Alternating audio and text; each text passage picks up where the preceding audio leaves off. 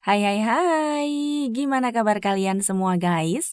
Admin harap tetap dalam kondisi kesehatan yang baik dan jangan lupa beristirahat sejenak sambil menikmati video menarik dari kami. Menjadi seorang konglomerat yang bergelimang harta tak membuat seseorang lupa akan dirinya dan di mana ia berasal.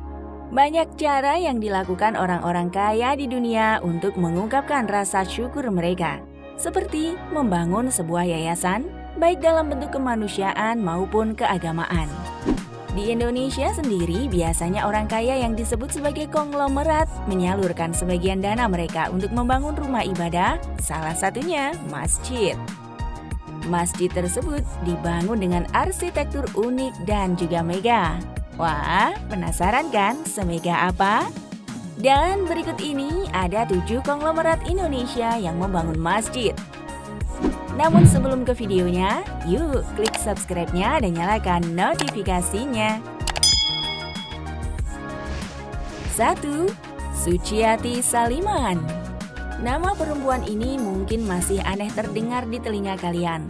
Namun ketika nama Suciati Saliman diketik di mesin pencarian Google, maka akan muncul namanya beserta masjid yang berhasil ia bangun. Masjid itu bernama Masjid Suciati Saliman yang terletak di kota Yogyakarta. Masjid itu luasnya mencapai 1.217 meter persegi dan didirikan di lahan seluas 1.716 meter persegi. Masjid ini tampak sangat mencolok karena berlokasi di jalur alternatif kota Yogyakarta dan tempat wisata. Masjid Suciati Saliman diresmikan pada 13 Mei 2018. Masjid ini beroperasi 24 jam dan dilengkapi dengan pendingin ruangan. Selain kemegahan, arsitektur masjid ini cukup unik.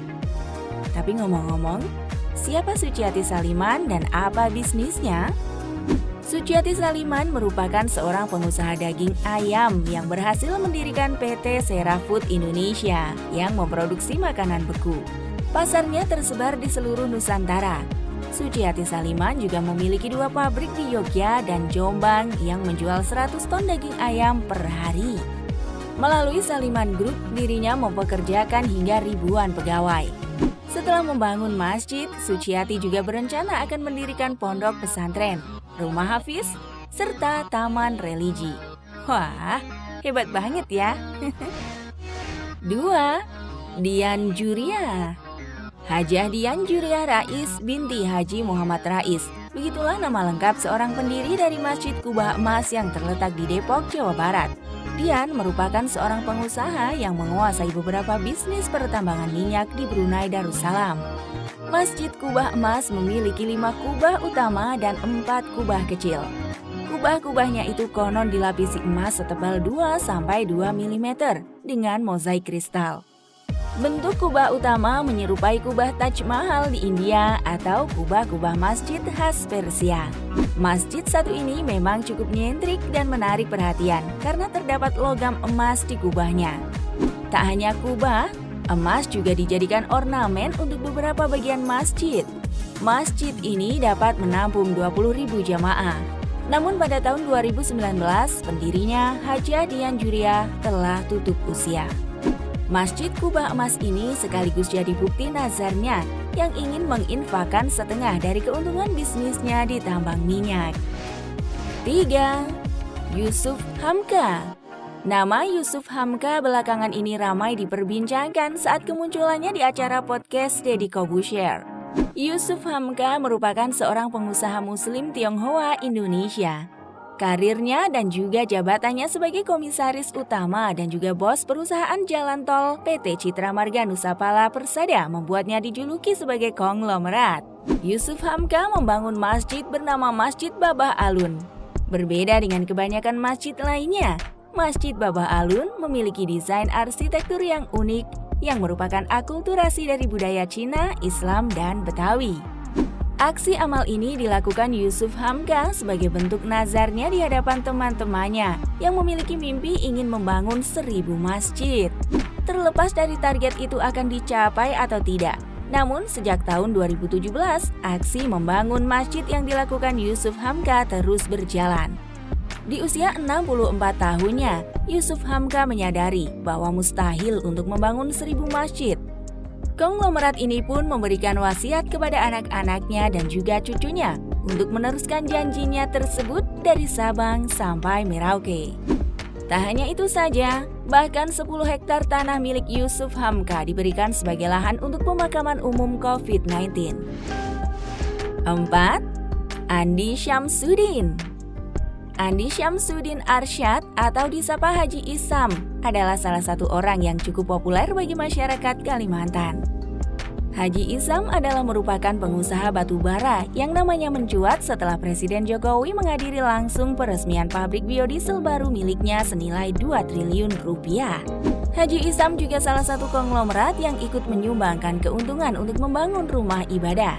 Masjid bernama Al-Falah Batu Licin, salah satu masjid termegah di Kalimantan, adalah hasil sumbangannya. Ya, masjid ini didirikan di atas tanah seluas 1,6 hektar. Masjid ini mengadopsi gaya arsitektur Timur Tengah dan mampu menampung ribuan jamaah dengan kapasitas parkir untuk roda 4 sekitar 100 unit kendaraan dan 150 untuk kendaraan roda 2. Yang menarik dari Masjid Al-Falah Batu Licin adalah ukuran atap, dinding, hingga lampu masjidnya yang berlapis emas. Super mewah kan? 5. Chairul Tanjung.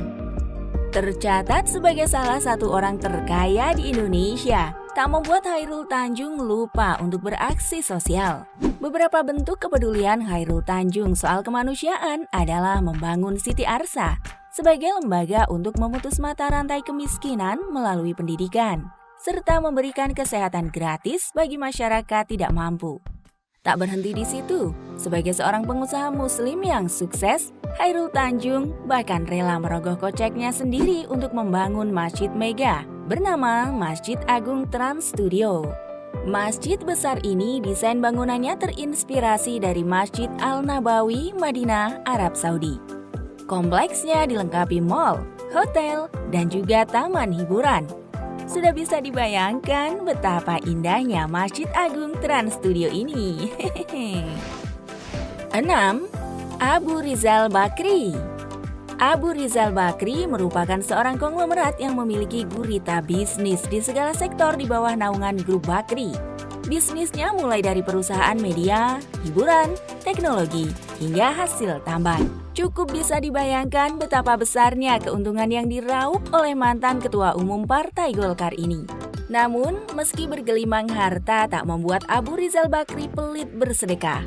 Politikus berusia sepuh ini menjalankan sederet aksi sosialnya, mulai dari membangun yayasan bagi kaum duafa, hingga membangun masjid mega bernama Masjid Agung Haji Ahmad Bakri. Masjid itu terletak di Kabupaten Asahan, Sumatera Utara. Masjid ini dibangun dengan arsitektur megah dan unik, corak Melayu begitu kental terasa terlihat dari corak berwarna putih emas. Masjid ini dapat menampung hingga 5.000 jemaah. Masjid Ahmad Bakri ini dibangun di atas tanah seluas 20 hektar dan dilengkapi taman religi dan lokasi pembelajaran agama Islam.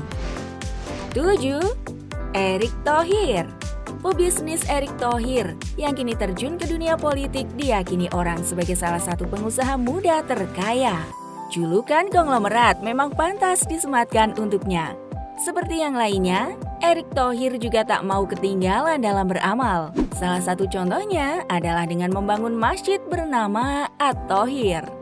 Selain bentuk rasa syukurnya, masjid ini dibangun Erick Thohir sebagai salah satu penggenapan keinginan ayahnya sebelum tutup usia. Masjid At-Thohir dibangun di daerah Depok, Jawa Barat. Masjid ini cukup luas dan bangunannya terdapat 4 menara yang dibangun menjulang di beberapa sisi masjid. Dibangun dengan luas bangunan 4.000 meter persegi, sudah cukup membuat masjid milik Erick Thohir itu tampak mega. Oke guys, itulah daftar 7 konglomerat Indonesia yang membangun masjid super mega. Kira-kira bagaimana menurut kalian? Jangan lupa tulis di kolom komentar and see you next video. Bye-bye.